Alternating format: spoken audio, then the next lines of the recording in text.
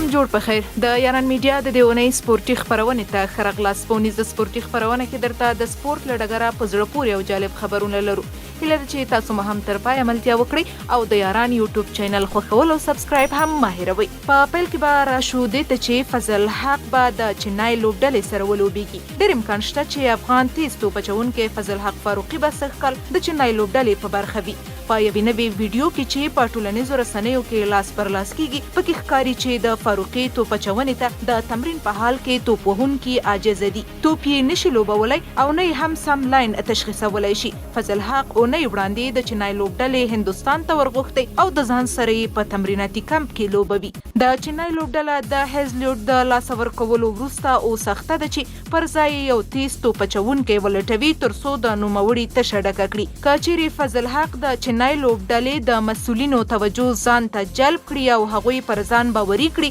نو ډېر امکان شته چې د څلورم افغان لوبغاړي په حیث به سږ کال د IPL برخه وي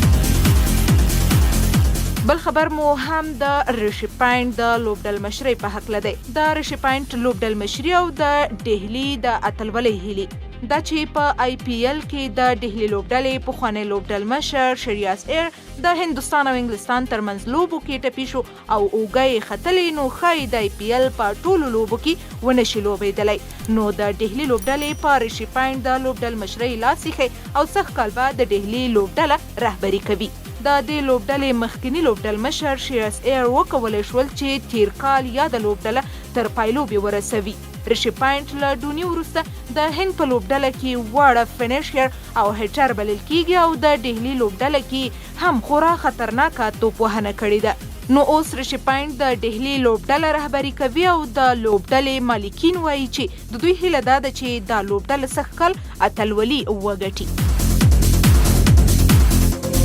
رزو بل خبر ته د هند IPL په تاریخ کې زیاتې منډه جوړونکي لوبغاړي د هند IPL سیالیو 14 پړاوونه ترسره شوي ټاکل شوې ده د دې لیګ 14م پړاو د روانې اپریل میاشتې په 9مه نیټه د 8 لوبډلو ترمنځ پیل شي د هند IPL په تاریخ کې زیات منډه جوړونکي لوبغاړي ویراټ کوهلي په 140 لوبو کې 15728 منډې جوړې کړې دي سوریش راینا په 109 لوبو کې 15308 منډې جوړې کړې دي ډیوډ وارنر په 109 لوبو کې 15254 منډې جوړې کړې دي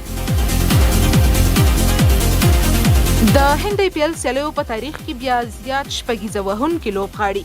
کریس ګیل په 132 لوبو کې 349 شپږیزې وهلې دي ایبی ډي ویلیرز په 109 لوبو کې 215 شپږیزې وهلې دي مهندر سنگھ ډوني بیا په 204 لوبو کې 214 شپږیزې وهلې دي روهیت شرما په 200 لوبو کې بیا 214 شپږیزې وهلې دي